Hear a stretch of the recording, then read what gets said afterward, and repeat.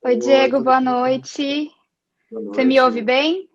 Sim, você está me ouvindo bem? Estou ouvindo bem. Boa noite, pessoal. Boa noite a todos e a todas. Antes de qualquer coisa, eu queria começar minha fala fazendo minha apresentação pessoal, usando o recurso de audiodescrição. Esse recurso de audiodescrição é um recurso de acessibilidade que permite que pessoas com deficiência visual tenham um acesso mais amplo ao conteúdo que a gente está produzindo. Então, vamos lá. Meu nome é Agatha Takia, eu sou mulher cis, sou mestiça, uma mistura de japonês com espanhol. Meus cabelos são pretos, longos e lisos, eu tenho uma franjinha, eu estou usando uma blusa branca, um casaco branco de gola alta, estou usando óculos, na minha esquerda tem um anel dourado, no meu fundo, o meu fundo é bege, uma parede bege, e na minha direita eu tenho um vaso com plantas. Eu sou arquiteta e urbanista e trabalho no Instituto Tomiotaki na coordenação de 3 prêmios.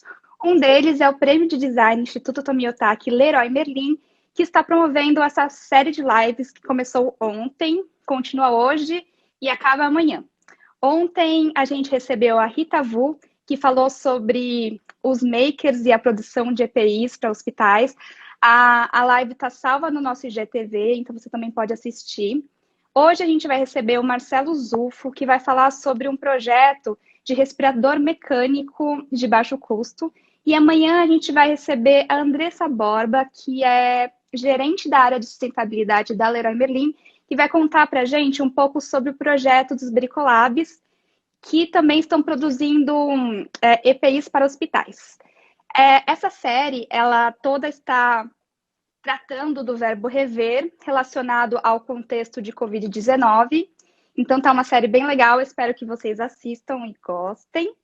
E antes de chamar o Marcelo Zufo, que já vai entrar, eu só queria contar um pouquinho sobre o Prêmio de Design Instituto Tomiotaki Leroy Merlin, que está com as inscrições abertas até dia 28 de agosto. O prêmio, ele nessa presente edição, traz como tema, desafio, o verbo rever, que também é o tema dessas lives. O prêmio, a cada edição, ele traz um verbo que é um tema desafio. Então, na primeira edição, o verbo desafio foi o compartilhar, na segunda edição foi o circular, e agora, na terceira edição, o verbo é o rever.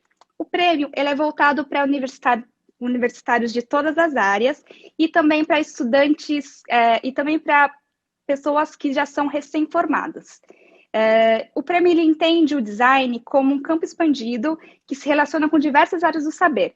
Então, você que é arquiteto, você que é biólogo, não, você que é estudante de arquitetura, você que é estudante de biologia, você que é estudante de pedagogia, você pode escrever um projeto que esteja relacionando sua área do saber com o design e com o tema da presente edição.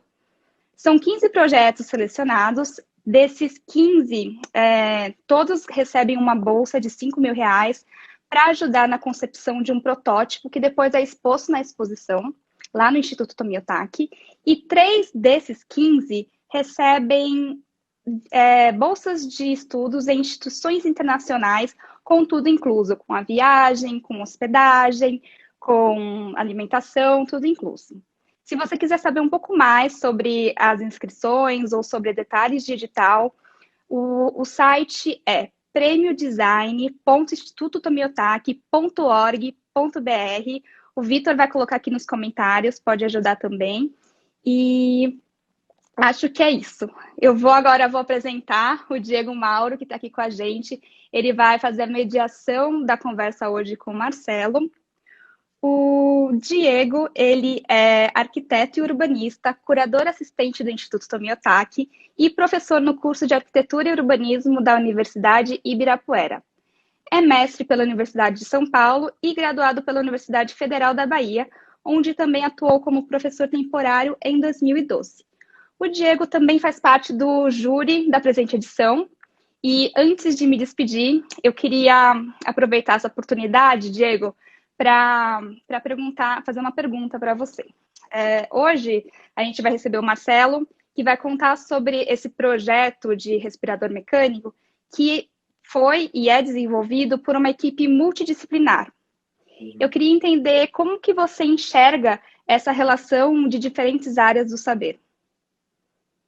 Obrigado pela apresentação, Agatha. Então, eu sempre esqueço de fazer a apresentação física agora, né? Bom, então, eu sou Diego Mauro, tenho um cabelo castanho, tenho pele branca, tenho uma barba curta, uso óculos, estou usando uma blusa de botão azul, embora esteja muito quente aqui em Salvador. E atrás de mim vocês estão vendo uma cortina. Acho que é basicamente isso, né? Então, eu acho que isso vai ser muito, muito legal a sua pergunta, Agatha, porque como a gente viu já na primeira live de ontem, né? A gente está vivendo uma espécie de intensificação de interação entre não só áreas do saber, mas como makers e especialistas das mais diversas áreas. A gente está sendo desafiado, né? A pandemia está desafiando a gente em inúmeras instâncias. Então, eu acho que projetos interdisciplinares, eles sempre houveram, mas, de alguma forma, eles tendem a ganhar cada vez mais relevância, né? A gente está dando mais importância a esses movimentos, né? Tanto porque o design está se tornando uma coisa cada vez mais complexa também, e também porque a gente ganha em agilidade, enfim, quando a gente pensa multidisciplinarmente, né? Para poder responder a problemas tão urgentes que estão sendo colocados, sendo postos. Sim. A gente está vendo agora, né, nesse cenário, como é importante, principalmente a relação agora com a área da saúde, a gente está tendo a oportunidade de exercitar isso um pouco melhor, né? Sim, bom, eu vou me despedir de vocês e agora com vocês, Marcelo Zufo. Tchau, tchau, gente. Boa conversa para vocês. Marcelo Zufo é professor titular da Poli-USP e coordenador do Centro Interdisciplinar em Tecnologias Interativas da USP. Engenheiro eletricista, mestre em Engenharia Elétrica, doutor em Engenharia Elétrica e livre docência na especialidade Meios Eletrônicos Interativos. É professor titular junto ao Departamento de Engenharia de Sistemas Eletrônicos da Escola Politécnica da Universidade de São Paulo. Tem atuado junto ao Laboratório de Sistemas Integráveis, o LSI, coordenando pesquisas e desenvolvimentos na área de meios eletrônicos interativos, com foco nos seguintes temas. Aí, deixa eu ver se eu acho ele aqui, peraí. Vou digitar. Muita coisa, gente, essa vida de fazer live. Acho que encontrei aqui. Então, com foco nos seguintes temas, né? Engenharia de meios interativos, saúde digital, computação de alto desempenho. Boa noite, tudo bem? Olá, tá me escutando bem, Diego? Estou escutando. Você está me escutando bem? Perfeito. Maravilha. Eu estou aqui no meio da sua apresentação. São tantas competências que demora um pouquinho. Isso é muito chato. Pode cortar. Bom, eu vou adiantar um pouquinho aqui. Vou falar só que em 2001 desenvolveu o primeiro sistema de realidade virtual totalmente imersivo no Brasil, denominado Caverna Digital. É coordenador científico do LEA, Laboratório de Ensaios de Auditoria, e da SCP Brasil. Bom, e desde 2001 entendi no Centro Interdisciplinar em Tecnologias Interativas da USP. Bom, para a gente começar,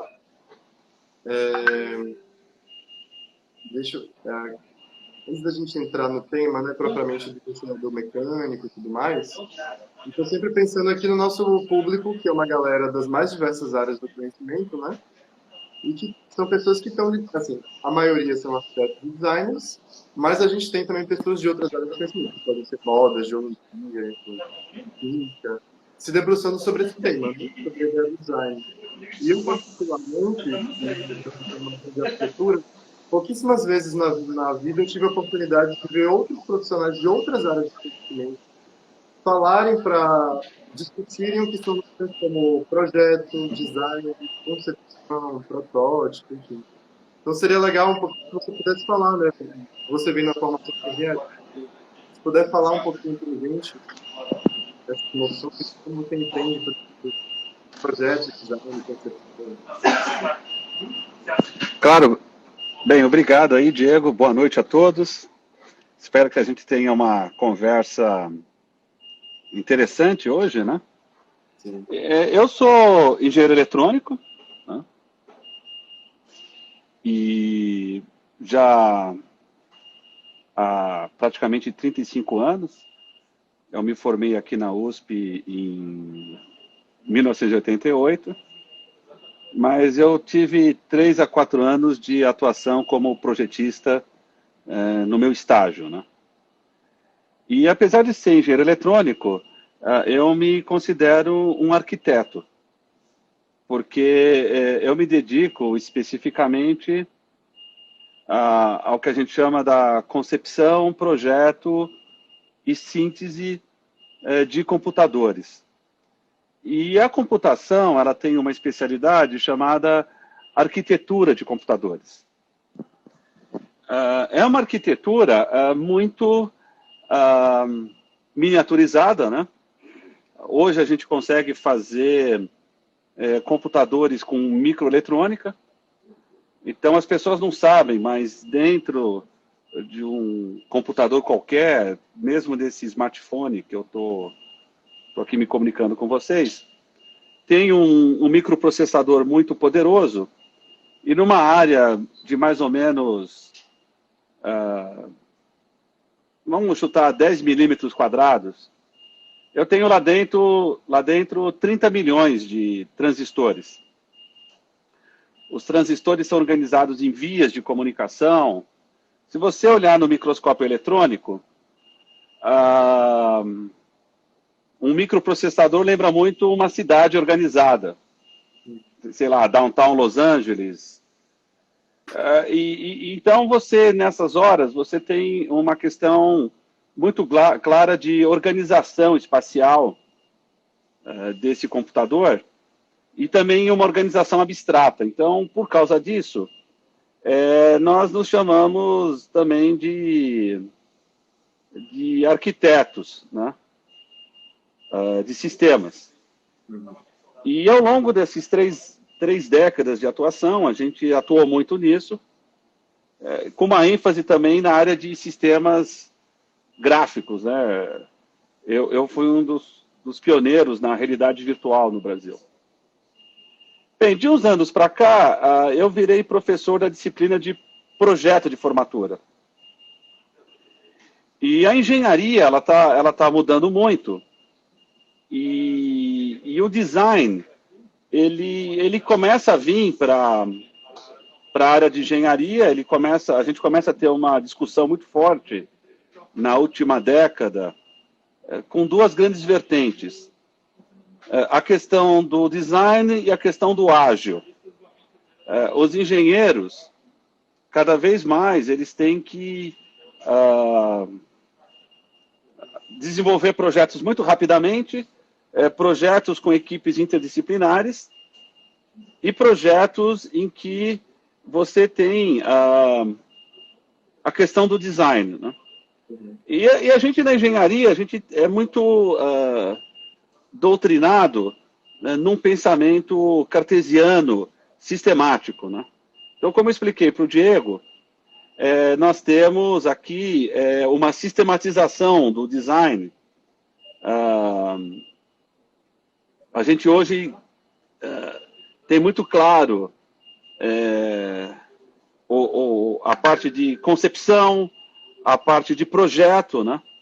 Eu, particularmente, sou professor da disciplina de formatura aqui, então eu falo, olha, pessoal, todo projeto de engenharia, ele tem 3 fases: concepção, planejamento, implementação e validação. Tudo isso embrulhado na documentação. Não existe um projeto de engenharia se ele não puder ser replicado, se ele não puder ser reproduzido pela documentação. Mas, mais do que nunca, na sociedade do conhecimento, a concepção é a parte mais importante do projeto. Se você não fizer uma boa concepção, um projeto ele pode sair mal formado, né? E hoje em dia você tem que ter respostas rápidas para a sociedade. Então, a concepção, ela é a etapa criativa do projeto e ela tem que ter muita técnica também. Algumas pessoas acham que se você usar técnica para exercitar a criatividade, você supostamente perde a liberdade. A gente sabe que não é bem assim, né? Se você pegar empresas que são obrigadas a gerar produtos criativos semestralmente. Eu sou diretor para a América do Instituto dos engenheiros eletrônicos e eletricistas, na cadeira de Consumer Electronics, eletrônica de consumo. Eu participo todo ano daquele congresso em Las Vegas, o CES, né? Lá você tem competições de design, quais são os produtos mais criativos. As empresas têm que gerar novos produtos criativos a cada 6 meses. Eu posso dar como exemplo a Apple e a Samsung. Elas têm dentro das corporações o que a gente chama de processos de projeto. E uma parte expressiva do processo de projeto dessas corporações é na concepção, que é uma palavra pouco entendida no Brasil. A gente tem a palavra concepção. Se você pegar na literatura, você concebe uma criança e você pode impedir a concepção de uma criança tomando um anticoncepcional, né? Uhum. Mas você não tem um objeto chamado concepto. Então, nas minhas aulas, eu discuto muito com os alunos o termo concepto, que é o concept do inglês. E a gente não tem a palavra concepto em português. E aí, quando nós vamos fazer a prova de conceito, na verdade, não é a prova de conceito, é a prova do concepto. Eu estou até para escrever algum livro explicando isso daí, né? Eu estou com quase 10 anos de experiência nessa questão de projeto e concepção. Aí o projeto e concepção que eu chamo do design, porque, veja, o concepto, ele é irreversível, né? Quer dizer, quando você gera uma criança, a não ser que você abome o anticoncepcional, você tem um processo irreversível. E eu discuto essa questão da irreversibilidade do design na engenharia, que é o projeto e concepção.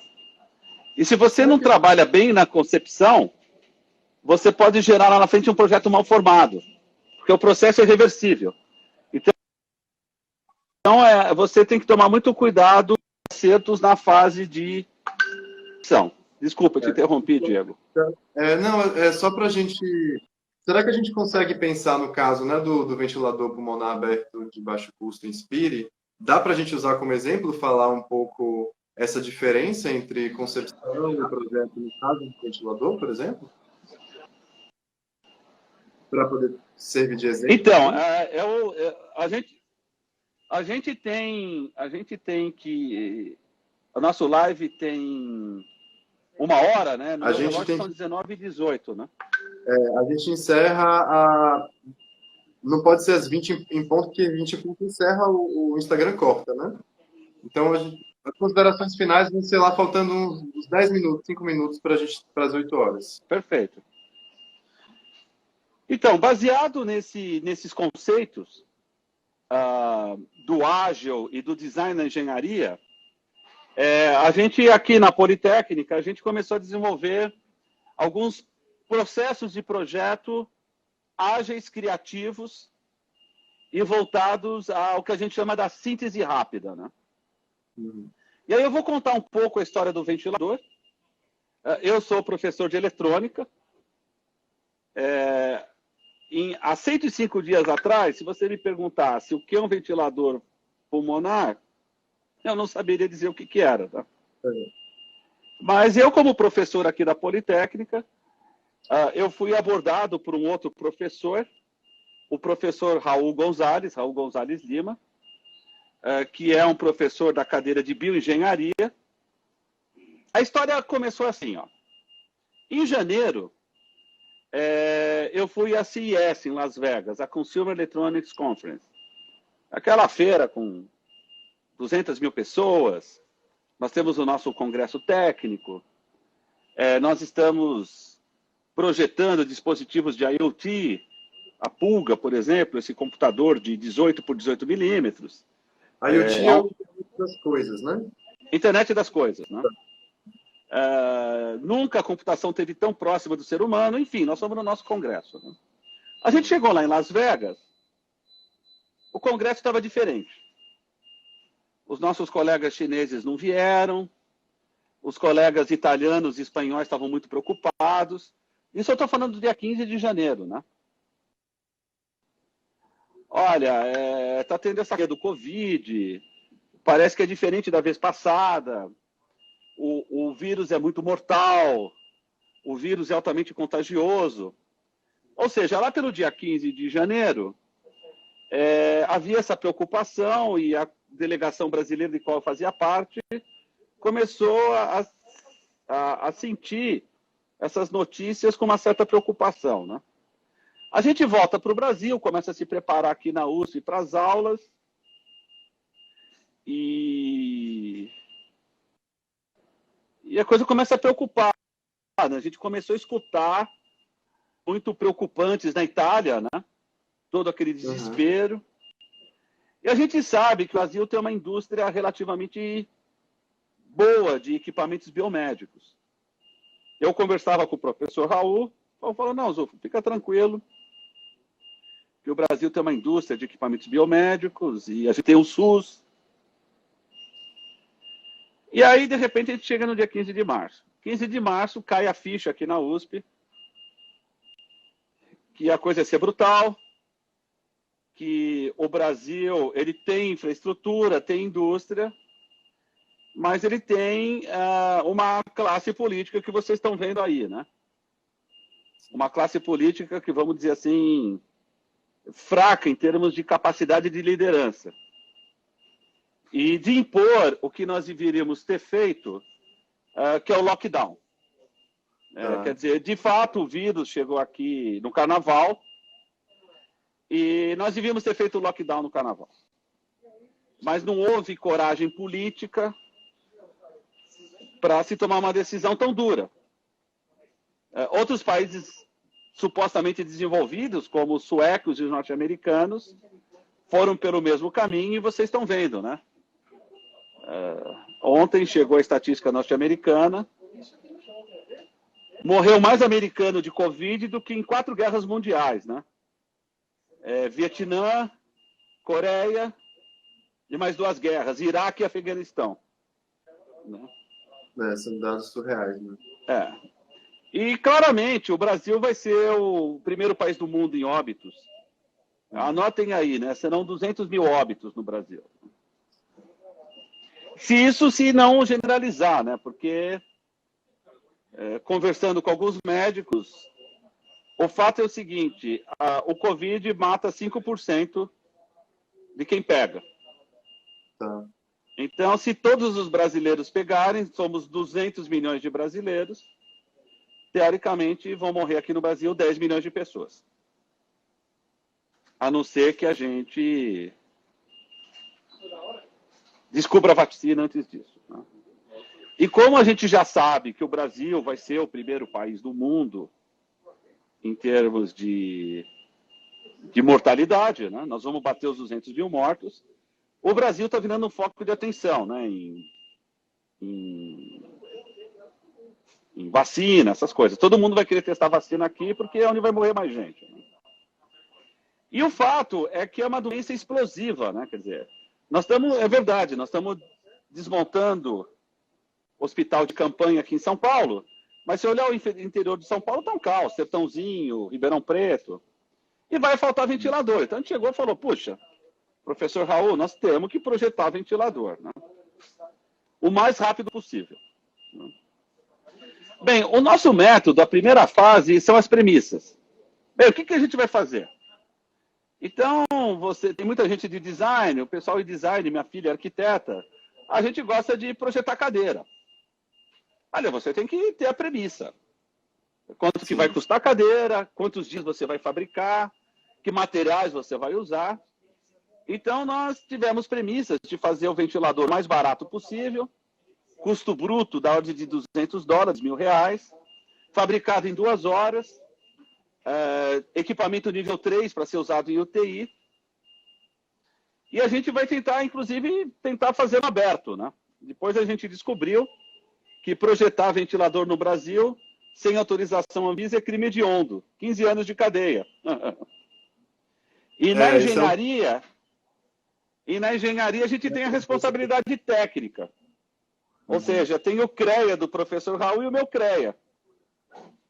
Se alguém copiar esse ventilador, levar para o hospital e o paciente morrer, a culpa é minha, eu vou preso. 15 anos de cadeia, né? Isso é uma coisa que diferencia muito da cultura maker, né? Que você pode produzir um escudo facial sem você ser responsabilizado e criminalizado pela vida de ninguém. O escudo maker, ele é um equipamento nível 1, perfeitamente autorizado. Mas um equipamento nível 3 não é, né?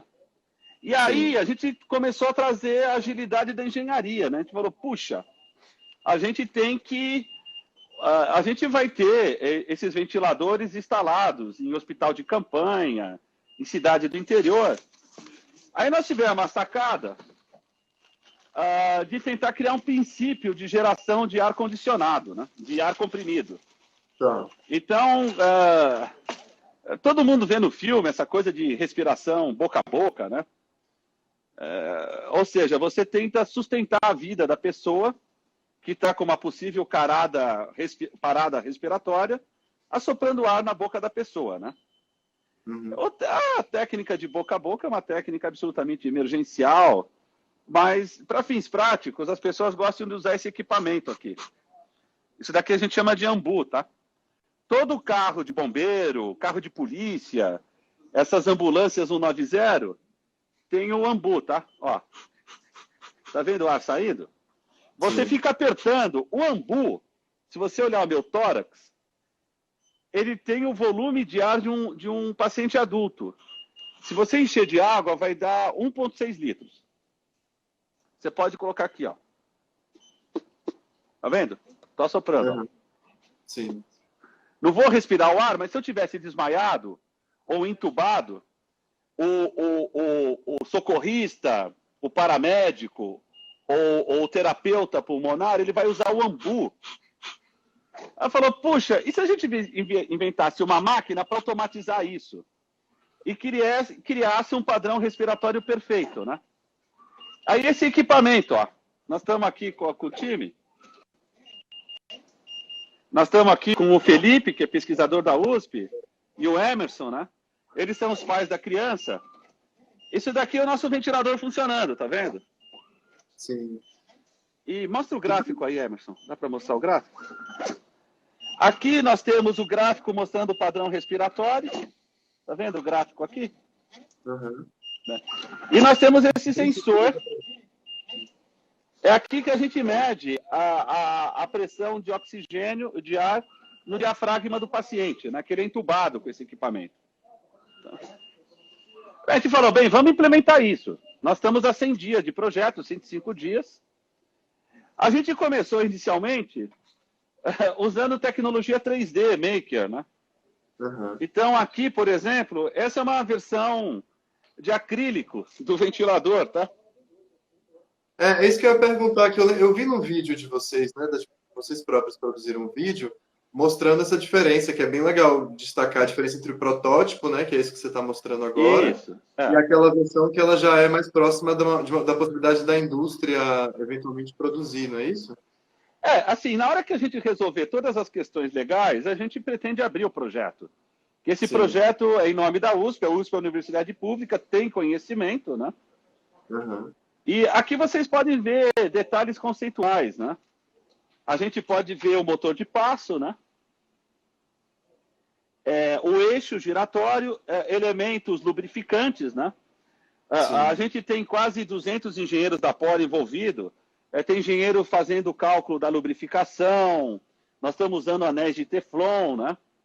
O problema, pessoal, é que esse equipamento é um equipamento de suporte à vida.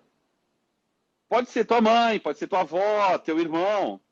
Você vai ter que ligar esse equipamento no pulmão de uma pessoa por 15 dias, tá? Ou seja, é um equipamento de suporte à vida absolutamente crítico, né? Então, as especificações de engenharia começaram a ficar muito duras. Sem tirar sacrifício a vários elementos 3D, tá vendo? A gente imprimiu a alça, o anel de vedação, né? A gente, nesse momento, nós estamos imprimindo. A gente está com essas impressoras 3D, né? Nós estamos imprimindo os sensores, né? A gente teve que projetar os sensores aqui, tá? E o que foi legal é que a gente começou a projetar eletrônica, né? O pessoal falou, vamos usar Arduino, né? Eu não sei se vocês sabem. Arduino. Arduino. É. Eu não sei se vocês sabem, de cada 700 Arduinos que vocês fabricam, a gente fabrica, de cada 1000, 300 pifam. A gente estava tocando o projeto aqui, um Arduino pegou fogo. Quase que tocou fogo no laboratório, sabe? Eu que não sei o que que é Arduino. O que que é o Arduino, na verdade? O Arduino é um computador maker. É um PCzinho para indústria maker. Eu devo ter um aqui. Ah, legal. São micro PCzinhos, tá? São computadorzinhos, como esse daqui, ó. Tá vendo? Ah, entendi. É uma eletrônica de maker, né? Uhum. Ah, interessante. O Deixa eu fato... Não, eu ia aproveitar para perguntar, eu vi que inclusive rodou uma pergunta aí, porque a previsão inicial, como você falou, era de vocês chegaram em $200, né? Mas uma vez que a coisa foi ficando mais complexa, como ficou essa questão de tempo de produção que vocês estavam calculando, o preço que está atualmente custando esse produto, né? Esse projeto? Eu vou pegar um... Aí, quando a gente começou a trabalhar, o Brasil é muito engessado, né? Começaram a vir requisitos de maior robustez, vamos dizer assim, né? Então, esse é um ventilador aqui funcional, tá? Eu vou colocar na tela aqui para vocês, né? Se vocês observarem, a gente está debugando o ventilador, tá? Então, aqui é a tela dele. Eu vou entrar no modo controle por pressão. Aparece esse menu. Eu controlo o fluxo pulmonar, que a gente chama de PIP, a variação de pressão, a frequência, o nível de oxigênio, nesses botõezinhos. Ele começa a funcionar, tá vendo? Não está com ambu aqui, né? E eu vou debugando no computador, né? Tá. Hoje, o custo bruto do ventilador, a gente estima entre 2 a 4 mil reais, tá? Tá.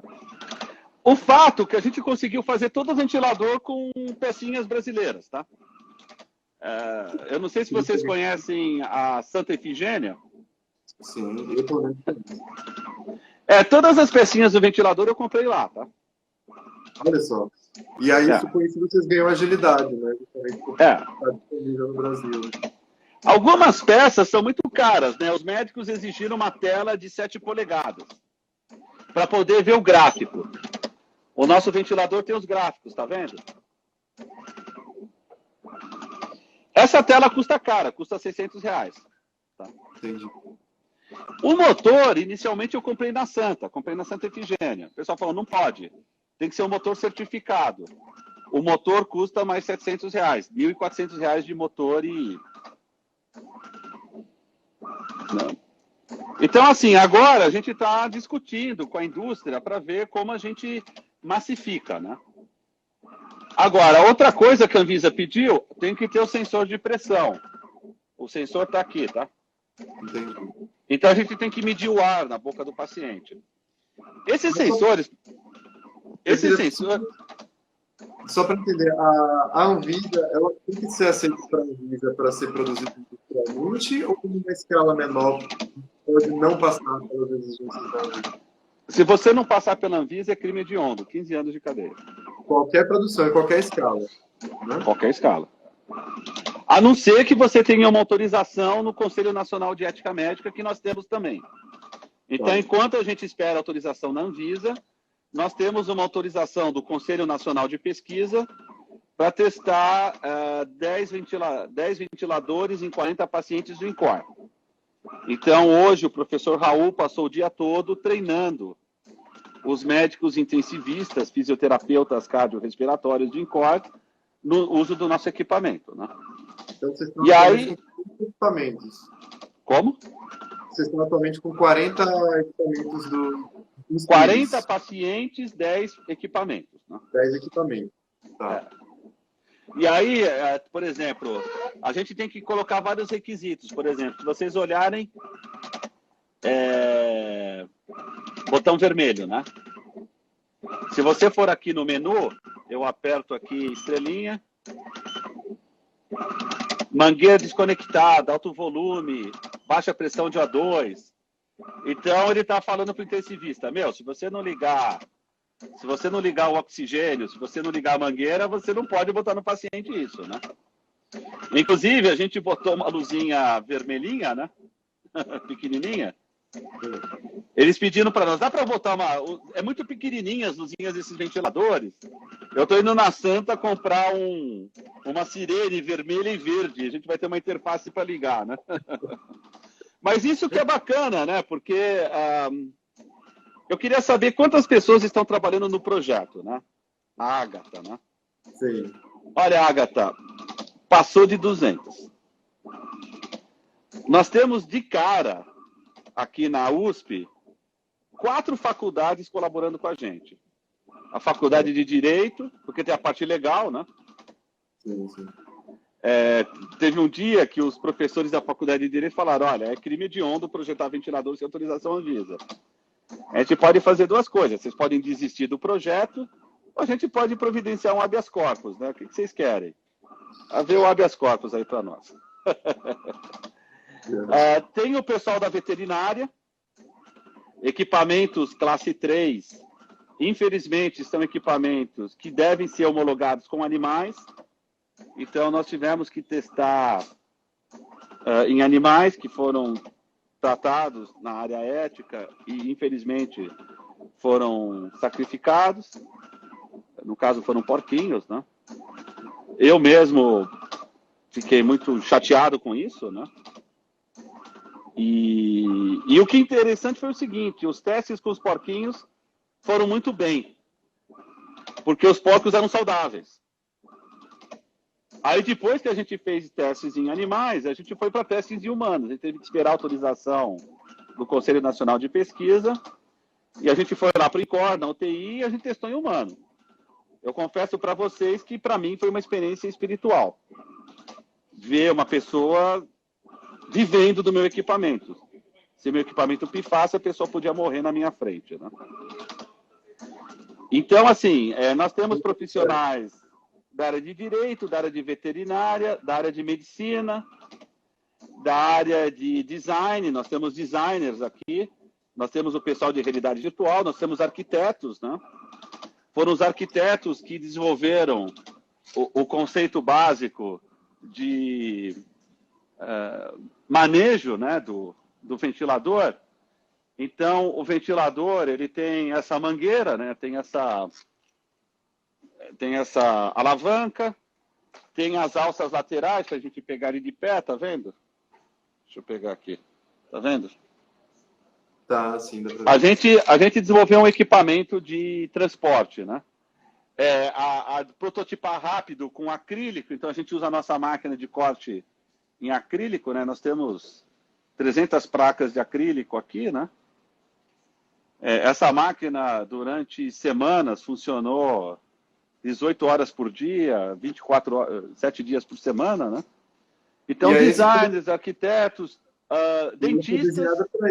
Foi desenhada para isso, então, para aguentar quantos dias operando sem cessar, sem interrupção? 60 dias de funcionamento ininterrupto. Não. Agora, o fato é que a gente imaginava fazer um ventilador de emergência. E está virando um ventilador, tá? Sim, sim. Porque, assim, bem abaixo. A gente começou inicialmente pensando, vamos fazer algo para o paciente não morrer, né? Algo melhor do que o ambu, de ficar massageando o ambu. Então, inicialmente, a gente pensou em fazer o que o MIT fez, vamos automatizar o ambu, mas sem realimentação. O brasileiro, apesar de ser um país em desenvolvimento, ele é muito sofisticado no consumo da tecnologia. Você pode ver, o cara que... É o brasileiro, né? Então, ele consome tecnologia de uma forma muito sofisticada. Ele tem dinheiro para um Fusca, mas ele quer comprar um BMW último tipo, né? Então, com isso, os requisitos foram ficando cada vez mais sofisticados, tá? Cada vez mais sofisticados. E está virando um ventilador completo. né? Então, por exemplo, a gente tem parceiros como a Marinha, como a Polícia Militar. Os médicos falam, eu quero mais isso, isso e aquilo. Fala, se você quer isso, isso e aquilo, um ventilador desses custa, hoje, um absurdo, né? 200 mil reais, né? Mas como a gente tem know-how, olha a rapaziada trabalhando aqui. Nós estamos com o engenheiro Bruno, o engenheiro Thalisson. Só para vocês verem, né? O Bruno está trabalhando o Thalisson está trabalhando no circuito elétrico, ele está debugando o circuito. A placa está aqui na mesa, tá? Ele está com o instrumento, com o multímetro medindo, né? O Bruno, ele está montando um painel, ó. Nós estamos ligando um sensor novo, né? A gente projetou um sensorzinho novo. O Arthur, o Rodolfo e o Silvio estão fazendo painéis, né? Essa é a nossa máquina de circuito eletrônico, tá vendo? Com os chips colocados, né? São voluntários da USP trabalhando no projeto nesse horário. Podiam estar em casa, né? Ninguém está obrigando, estão felizes pra caramba, né, Silvio? Estão aqui como voluntários trabalhando no projeto, né? Sim. Mas então, todos os equipamentos que estão lá, eles são, digamos assim, da mesma geração, ou esses 10 equipamentos? Ou eles já têm pequenas evoluções entre um e outro? Todos são da última geração. A gente está atualizando o hardware em tempo real, né? A gente desenvolveu a versão final em alumínio anodizado. Tivemos um apoio do Instituto Votorantim, que doou alumínio para nós. A Ambev nos doou os plásticos, né? A gente faz testes, né? Por exemplo, esse equipamento está funcionando para ensaiar, né? A gente tem um protocolo de deixar os equipamentos funcionando 24 horas por dia. E nós estamos trabalhando com avião em construção, tá? A despeito da burocracia, né? Gente, a gente tinha que botar fogo nesse país e começar do zero do ponto de vista de burocracia, viu? A burocracia, vocês que são jovens, eu não sou tão mais jovem assim, vocês jovens têm que entender que a burocracia é uma droga que envenena esse país e mata. O que está matando os brasileiros é a falta de visão das nossas lideranças e a burocracia, tá? A burocracia no Brasil é assassina. Ela impede a inovação, ela impede o desenvolvimento, a burocracia serve aos interesses mais escusos da sociedade brasileira. E a gente tem que lutar contra isso. Você veja que corrupto não tem problema com burocracia. As pessoas de bem têm problema com a burocracia e ela é um problema, tá? Animados, nós estamos super animados. A gente está cansado, mas nós estamos animados, né? Vocês pensaram em desenvolver o motor do zero ao invés de comprá-lo? Então, o motor, ele é um commodity. Não tem muita inteligência no motor. Apesar que nós temperamos o motor. Esse motor é um motor, vamos dizer, enriquecido. Ele é um motor de passo, mas como nós temos muita engenharia aqui na Poli, a gente sabe calcular tudo, a gente fez pequenas modificações do motor para o motor ser capaz de atender a demanda pulmonar da Covid.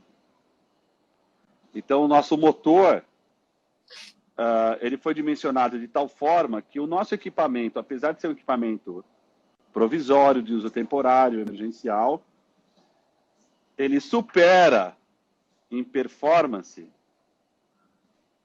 alguns produtos comerciais, porque a gente melhorou o motor.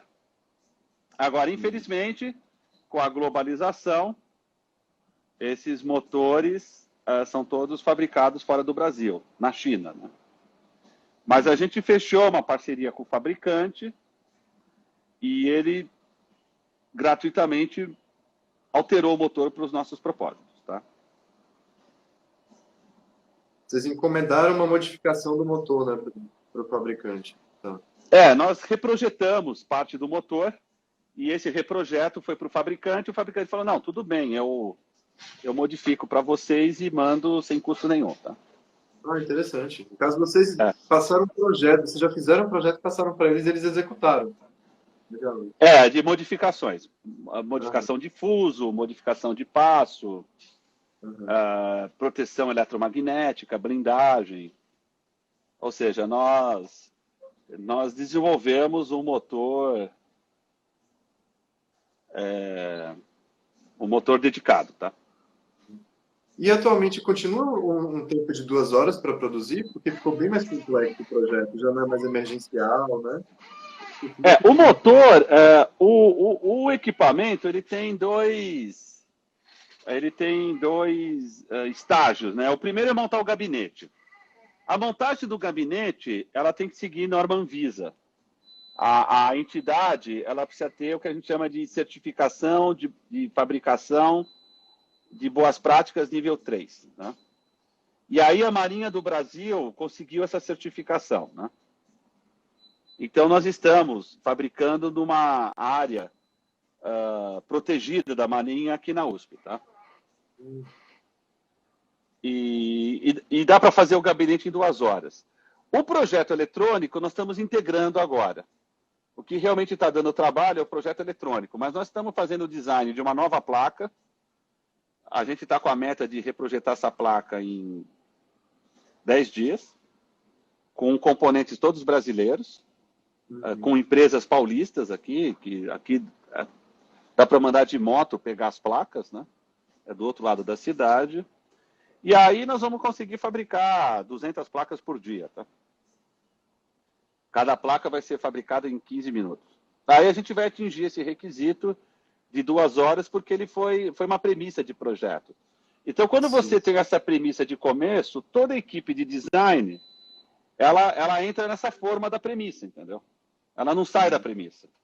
Tá. Então, mesmo que lá na frente você não consiga atingir no primeiro produto, você não tem o que a gente chama de falha estrutural de projeto, porque essa decisão ela foi tomada desde o começo. Então, você não tem como escapar desse trilho, tá? Agora, Diego, eu estou vendo aqui, nós temos agora 12 minutos. Talvez a gente tenha que ir para o fechamento, né? Sim. É porque a gente... Deixa eu ver se tem alguma pergunta aqui. Teve só uma pergunta... É uma pergunta, na verdade, do prêmio, né? Quem é estudante da comunicação também pode participar. Foi respondido lá no início, né, mas eu vou dizer aqui também que sim, podem se inscrever estudantes universitários com matrícula em cursos técnicos ou de nível superior, de graduação, reconhecidos ou autorizados pelo MEC, ou pessoas graduadas nos últimos 2 anos. Tá? Porque o design, para o pessoal de comunicação saber, o design não é só o design do artefato, que a gente chama do objeto, né? A concepção, você tem hoje o design comunicacional, o design thinking, o pensamento do design. Ou seja, o design ele está indo para todas as áreas da qualquer atividade humana que leve a um novo processo, a um novo produto, ele passa pelo design. Uma nova forma de se comunicar, um novo algoritmo numa rede social. Tem muitas coisas que você pode fazer design, né? Que não só necessariamente... As pessoas têm aquela concepção clássica que você projeta a cadeira, o design de artefatos de decoração, um relógio bonito, né? Não, o design hoje ele está... por exemplo, até no direito, né? Olha, eu vou fazer o design de uma nova abordagem jurídica para... Infelizmente, não existe uma tradução de design para o português, né?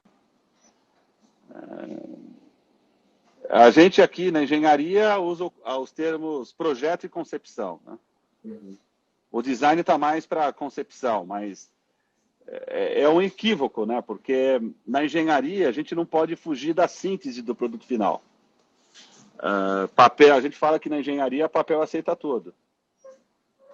Então, a gente não dá o projeto, o diploma de engenheiro se o rapaz ou a garota aqui simplesmente projeta no papel. Eles têm que conceber, projetar e realizar o artefato deles. Eles têm que chegar num artefato físico ou abstrato mas seja um resultado concreto, né? Você tem que ter concretude, mesmo que seja um produto abstrato, né?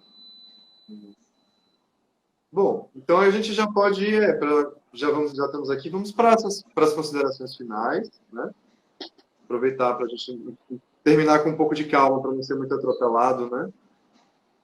Se você quiser falar alguma coisa sobre, assim, eu particularmente fiquei pensando, né? Porque eu também não quero puxar uma pergunta agora, mas eu fiquei muito empolgado com essa possibilidade de essa mobilização toda criar uma mudança radical, assim, né? De reinventar realmente a possibilidade de eu criação, queria... A gente falou de concepção, né? Para quem já é papai, mamãe, sabe que concepção a gente pensa muito em conceber uma criança, né? Eu acho que uma coisa importante para finalizar é o nome da criança, né? A gente tem desenvolvido aqui vários projetos inovadores usando técnicas modernas de processo de design, né? A gente tem que olhar a alma do projeto, né? E aí o nome é muito importante. Para quem é pai, mãe, sabe o quão importante é dar um nome para a criança, né? A criança nasce, os pais têm aquele ritual de nomear a criança, né? Sim. O nosso projeto a gente nomeou como Inspire, né? Na verdade, a gente estava se debatendo no projeto e a gente levou o projeto para a nossa diretora. E a nossa diretora falou, olha, quando você tem uma crise desse porte, as pessoas podem simplesmente ficarem congeladas, né?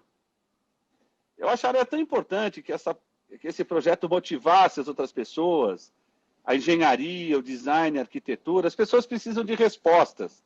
A resposta a essa pandemia não está só na medicina ou na biologia. E as pessoas ficaram paralisadas, né, de medo, inclusive. A diretora falou, se a gente conseguisse estimular as pessoas a pensar, a serem criativas... E aí, no dia seguinte, a gente desenhou o diagrama do projeto e tinha lá, expirar e inspirar, né? Falei, pronto. Já achei o nome do projeto, né? O projeto Inspire, ou talvez poucas pessoas sabem, mas o Inspire, ele atravessou a fronteira do Brasil, ele é conhecido hoje nos Estados Unidos, Europa. A gente acabou de receber uma doação norte-americana para o projeto. Vários países mais pobres que o Brasil estão pedindo amostras. Nós vamos criar uma entidade para distribuir, né? A gente não tem intenção nenhuma de ganhar dinheiro com o Inspire. A gente tem a intenção de fazer o produto mais barato possível e melhor possível dentro do critério, salvar vidas. Dentro de uma inspiração criativa muito grande. E o Inspire, ele nos inspira. Então, quando a gente desanima, a gente lembra do nome do projeto e a gente lembra que é um bebezinho ainda que a gente espera que salve muitas vidas pela humanidade. E você veja, né? São 8 da noite, o Gero Thaleson passando aqui. Tá vendo? Eles estão trabalhando na boa aí, né? Todos esses voluntários maravilhosos, alguns se arriscando, né? Porque nós temos outros voluntários em casa, mas esse pessoal está na síntese, não tem como fazer ventilador sem tacar chave de fenda, alicate. Então, assim, com exceção minha e do Silvio, que temos mais que 50 anos. Nossa, só tenho a agradecer, primeiro pela sua presença aqui com a gente e também por esse projeto, né? Excelente. E fico torcendo para que as coisas se desenrolem da melhor forma possível, né? Muito obrigado por estar aqui com a gente. Então, eu queria agradecer ao Instituto Tomi Otaki. Queria agradecer você, Diego, a Agatha, o Vitor, que me ajudaram aí. E foi muito legal vocês terem pedido para eu falar, porque hoje de manhã eu organizei todos os protótipos do Inspire. E quando acabar tudo isso, a gente faz uma exposição no Instituto. Inclusive, eu tive a ideia aqui, a gente vai montar uma versão em acrílico para mostrar para as pessoas como ele funciona por dentro, os sensores, os atuadores. Ótima ideia. Então, vocês me motivaram aí, a gente teve uma ideia de fazer uma versão toda em acrílico para mostrar como ele funciona por dentro. Excelente. Tá bom? Então, muito obrigado. Obrigado a vocês aí. Um forte abraço. Um abraço.